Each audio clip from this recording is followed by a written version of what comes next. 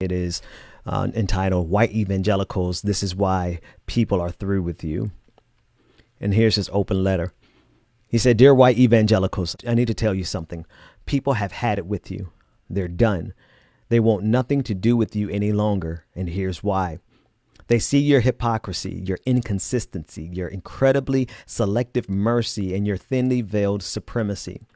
For 8 years, they watched you relentlessly demonize a black president, a man faithfully married for 26 years, a doting father and husband without a hint of moral scandal or the slightest whiff of infidelity.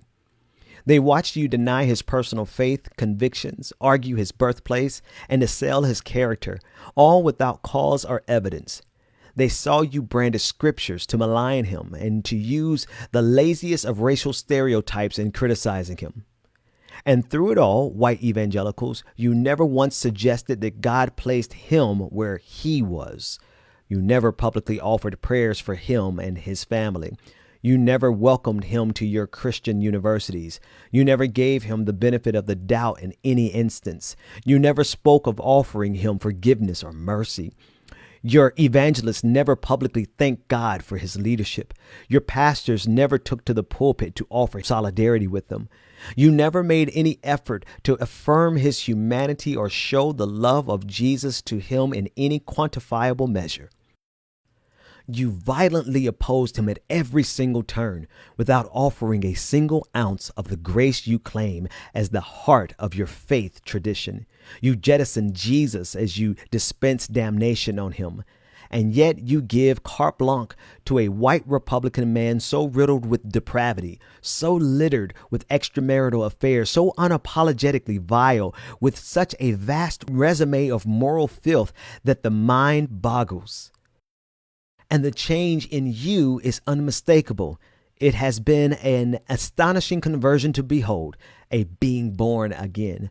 With him, you suddenly find religion. With him, you're now willing to offer full absolution. With him, all is forgiven without repentance or admission.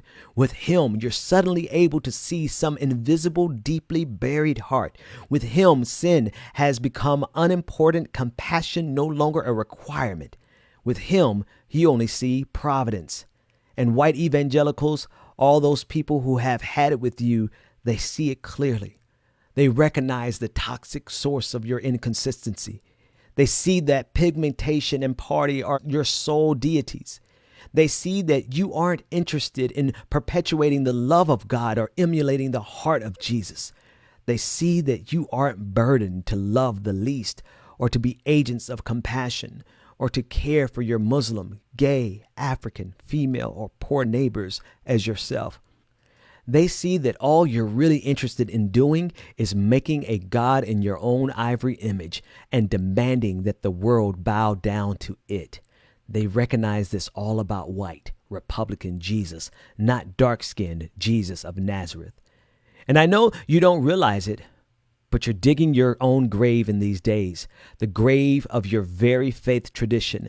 Your willingness to align yourself with cruelty is a costly marriage. Yes, you've gained a Supreme Court seat, a few months with the presidency as a mouthpiece, and the cheap high of temporary power, but you've lost a whole lot more.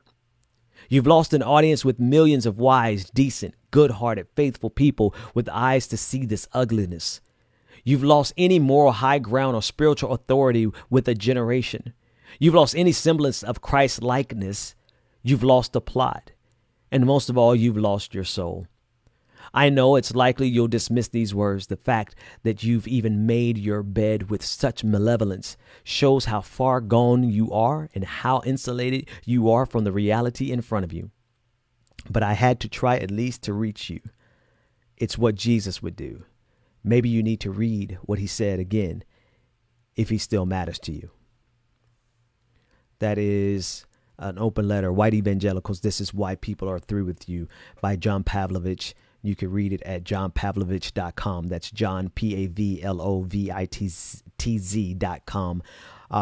Extremely powerful words, and it's 2 years old, but I felt like not enough people have heard it, and so I'm re-upping it, and I hope that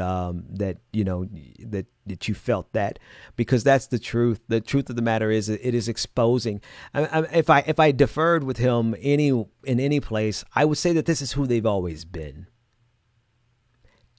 Maybe we're just realizing it because of Donald Trump. Maybe no. Maybe you're just realizing it because of how they treated Barack Obama as opposed to Donald Trump. But this is who they have always been. People try to figure out how could it be that Christians would raise $300,000 for Kyle Rittenhouse, the man who shot and killed 2 protesters in Kenosha. They were like, what kind of Christians are these? These are the exact same Christians who would go to church, lynch us on Saturday night and go to church on Sunday morning, or go to church on Sunday morning and lynch us on Sunday afternoon. It's the same Christians that we had to oppose to get our civil rights. And they're the same Christians who are lined up against us because we're fighting against the police state, and they're ready to damn near go to civil war with us. It's the same Christians that fall prey willingly and happily to the QAnon idiocy. It's the type of Christians who view Christianity through the lens of power versus through the lens of the oppressed. They look at it as a tool to maintain their power versus as a tool to liberate people from the powerful.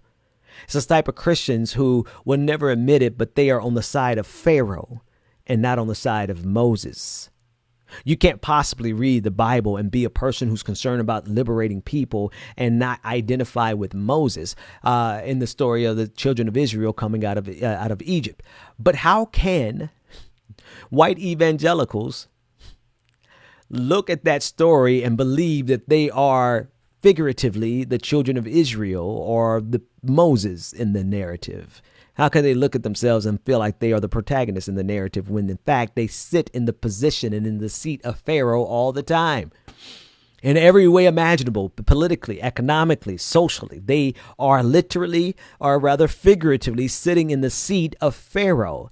And so, of course, they have to reinterpret the entire Bible to bring some type of justification to them claiming to be Christians. But at the end of the day, they use the Bible as a tool, like most of European history, to be sure, has been laced with people utilizing the Bible as a tool to amass power. So we could go far beyond modern history, go far beyond Jim Crow era. We can go far beyond slavery. We can go back to all the wars, the Crusades, and look that there's a consistent thread.